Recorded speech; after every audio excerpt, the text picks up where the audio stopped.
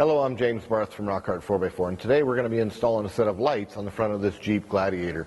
The Jeep Gladiator and the Jeep JL have the same bolts in the front, and this is what we're going to be doing. We're going to take a T40 and we're going to go ahead and remove the back set of bolts on each side of the cowling. Now, when you remove this bolt, you'll notice that there's a shoulder on it.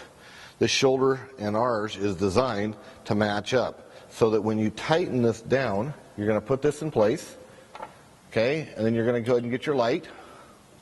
We've went ahead and put the bolt in the light. You're going to put it in place. You're going to start the bolt and tighten it down with a 10 millimeter. You'll take your electrical. Some people run it, take this cup piece here off, or the front cowl, and run your electrical down through so that it's out of the way. Very simple, easy install. Takes about 5 minutes per side.